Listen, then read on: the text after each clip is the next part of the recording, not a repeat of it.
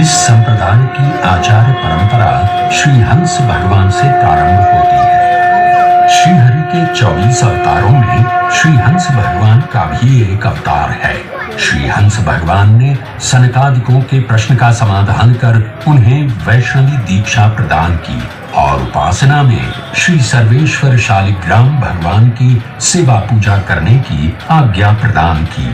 वो शुभ दिन था युगादि तिथि कार्तिक शुक्ल नवमी।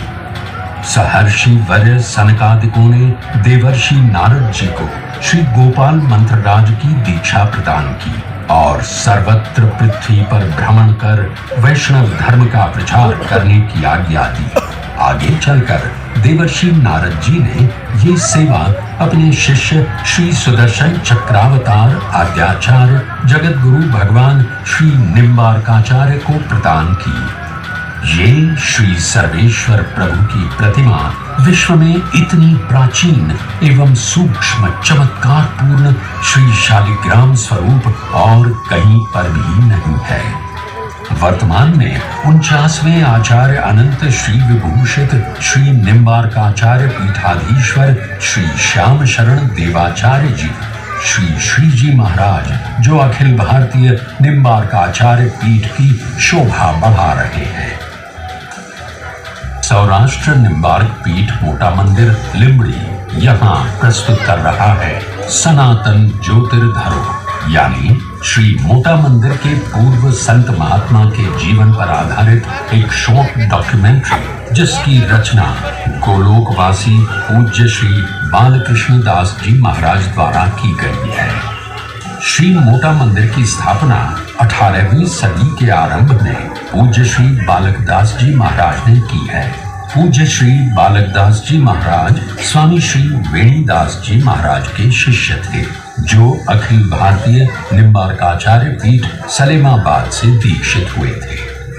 श्री वेणीदास जी महाराज वहां से द्वारिका की यात्रा के लिए अपने संतों की जमात के साथ निकले। हर एक चरण वे दंडवत करते करते द्वारिका पहुंचे, इसीलिए उनका उपनाम श्री दंडवत जी महाराज था।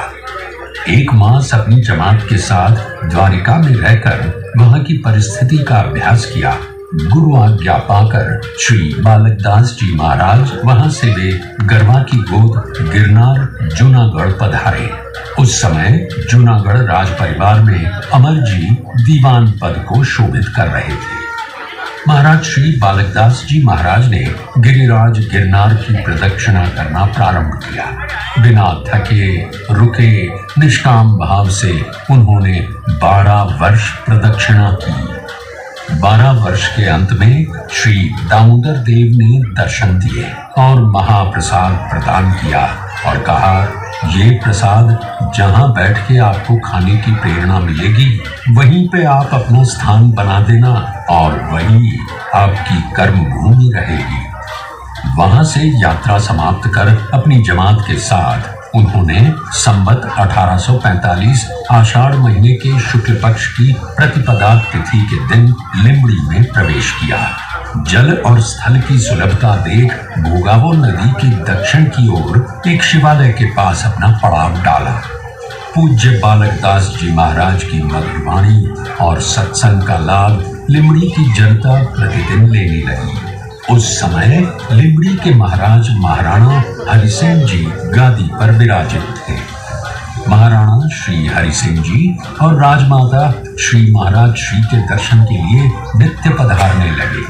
एक दिन राजमाता माजीराज श्री अमरबा ने महात्मा श्री को चातुर्मास के लिए रुकने के लिए प्रार्थना की और सभी साधु महात्माओं के भोजन की संपूर्ण व्यवस्था लिंबड़ी राजवी परिवार की ओर से की गई। महाराज श्री बालकदास जी भगवान दामोदर देव के प्रसाद को इसी भूमि में उनको ग्रहण करने की प्रेरणा हुई और लिंबड़ी को ही अपनी कर्म भूमि स्वीकार कर ली।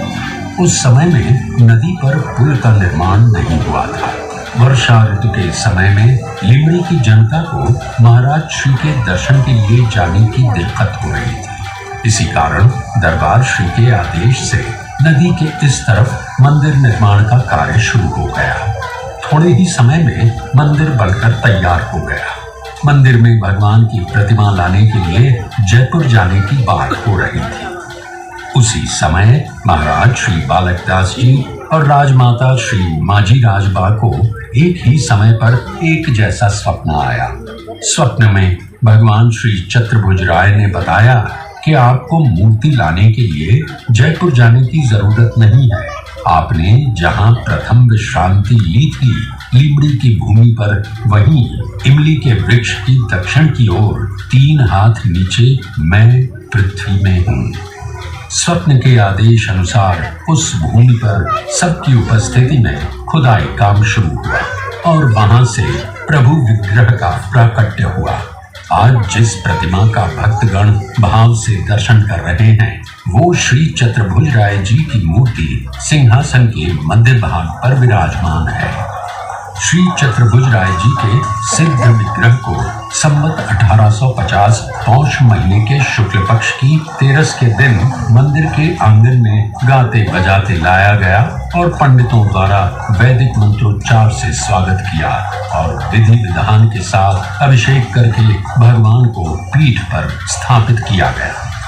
समय बीतते मोटा मंदिर की प्रतिष्ठा में वृद्धि हो रही थी और लिमड़ी को वैकुंठमान ग्राम्य जन प्रतिदिन दर्शन को आने लगे। एक दिन लिमड़ी नरेश महाराणा हरि सिंह जी अपने साथ महानुभाव सहित पूज्य बालकदास जी के पास पधारे और उनके चरणों में भेंट अर्पण की। महाराज श्री ने वो पट्टलेख हाथ में लिया और पढ़कर हंसने लगे और कहा, हे राजन, आप संत सेवार्थे भगवत चरण में मोजीदड़ गांव अर्पण कर रहे हैं। आपकी ये उदारता सराहनीय है, परंतु हम साधु सन्यासी और संत जीवन इस प्रकार की झंझटों से दूर रहते हैं। ये सब भौतिक चीजें हमारी भक्ति में बाधा रूप हैं। महाराज श्री के ये वचन सुन महाराणा हरि सिंह जी को पूज्य बालकदास जी के प्रति आदर अनेक गुना बढ़ गया। महात्मा श्री बालकदास जी के गोलोक गमन के बाद उनके शिष्य श्री स्वामी दामोदर दास जी महाराज गादी पर विराजित हुए। दैवी अवतार श्री दामोदर दास जी ने गुरुदेव के आदेश अनुसार गौ सेवा और संत सेवा को ही अपना धर्म बनाया।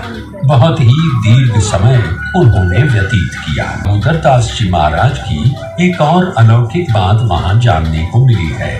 उसके अनुसार महाराज श्री के दाहे संस्कार के दूसरे दिन उन्होंने द्वारिका के पास सरसिया गांव में मोटा मंदिर के भक्त सोनी दयाल जी त्रिकम को दर्शन दिए थे। पूज्य श्री दामोदर दास जी के गोलोक गमन के बाद स्वामी श्री हरिदास जी महाराज महंत पद पर स्थापित हुए। बहुत ही अल्पकाल वे गादी पर विराजित रहे। वे अपना विशेष समय प्रभु की भक्ति और पूजा में ही व्यतीत करते थे, इसीलिए वे पुजारी जी से ही पहचाने जाते थे। उनके बाद महंत पद पर गुरु महाराज श्री केशवदास जी आए। केशवदास जी की जन्मभूमि मालवा के एक गांव में थी। संवत 1876 के साल में एक अति उच्च ब्राह्मण कुल में उनका जन्म हुआ। उनके बाल्यकाल से ही भक्ति योग और भजन के संस्कार प्रकट हो गए थे। वे सदा एकांत में बैठ प्रभु के गुण गाते थे। उनके घर के पास एक मंदिर था, वहां पर अनेक संत महात्मा पधारते थे। श्री केशवदास जी भी उनके साथ कीर्तन और सत्संग कर प्रभु गुण गाकर सबको तृप्त करते थे। बाल्यकाल से ही मन में वैराग्य बहा था। प्रभु गुणगान बिना अपना जीवन व्यर्थ मान लिया था। एक दिन वे संतों की जमात के साथ लिमड़ी पधारे। उस समय पूज्य श्री हरिदास जी महाराज गादी पर विराजित थे। उन्होंने इस बालक के अपूर्व भक्ति भाव और अच्युत लक्षण देख अपनी सेवा में रख लिया और केशवदास जी को भी जैसे गुरु की खोज थी वैसे मिल गए। केशवदास जी महाराज अपना समय सद्गुरु की सेवा में व्यतीत करने लगे। संत को ही भगवंत स्वरूप मान सेवा करने लगे। पूज्य श्री हरिदास जी के गोलोक गमन के बाद श्री केशवदास जी महाराज महंत पद पर विराजित हुए। अतिथि और संतगण उनको ईश्वर की तरह प्यारे थे।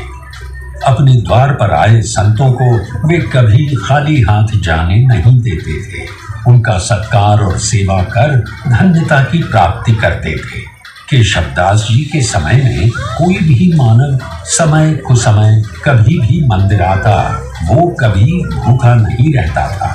आधी रात को भी वे खुद भूखे को भोजन परोसते थे। ये बात पूरे नगर में प्रचलित थी। उस समय लिमड़ी के ठाकुर श्री जसवंत सिंह बापू हर रोज नित्य नियम पूर्वक मंदिर दर्शन के लिए पधारते और महाराज श्री के हाथों से चरणामृत और तुलसी प्रसाद प्राप्त कर धन्य होते। एक समय लिमड़ी के ठाकुर साहब श्री जसवंत सिंह बापू को परीक्षा लेने की इच्छा हुई। वे अपना भेष बदलकर आधी रात को मंदिर पधारे और कहा, बापू मैं सुबह से भूखा हूँ, कुछ रूखा सूखा टुकड़ा दे दो। बापू ने तुरंत अपने शिष्य विश्राम दास जी को बुलाकर कहा, ये संत पधारे हैं, उन्हें रसोई में से कुछ दे दो। ये देख ठाकुर साहब श्री जसवंत सिंह बापू को यकीन हो गया कि श्री मोटा मंदिर के द्वार से कभी कोई खाली हाथ और भूखा नहीं जाता। श्री केशवदास जी के गोलोक गमन के बाद उनके शिष्य विश्राम दास जी ने मंदिर का कार्यभार संभाल लिया। गुरुदेव के आदेश अनुसार संत और साधु सेवा अपना लक्ष्य बना दिया।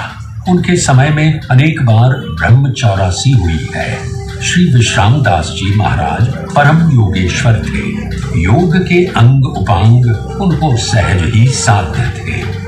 पूज्य श्री विश्राम दास जी महाराज का विक्रम संवत 1973 वैशाख वद 13 को प्रातःकाल हरिस्मरण करते गोलोक गमन हुआ। उनके बाद पूज्य श्री अगमदास जी महाराज महंत पद के स्थान पर विराजित हुए। उनका जीवन त्यागमय था। वे अद्भुत मंत्रवेत्ता थे। उनकी मंत्र सिद्धि के प्रताप ने काफी सेवकों का जीवन धन्य किया है और दुखियों के दुख दूर किए हैं।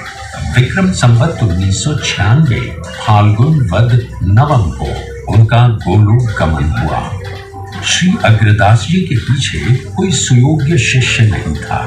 इस समय के दौरान मंदिर की सुरक्षा और जिम्मेदारी राज परिवार पर थी। उस समय लिमड़ी के ठाकुर साहब श्री दौलत सिंह जी बापू लिमड़ी का सुकान संभाल रहे थे। श्री दौलत सिंह जी पूज्य श्री गंगादास जी महाराज से परिचित थे। श्री गंगादास जी महाराज ने 8/2/1933 की साल में रड़ोल गांव में प्राचीन मंदिर का जीर्णोद्धार कर भव्य मंदिर बनवाया था। ये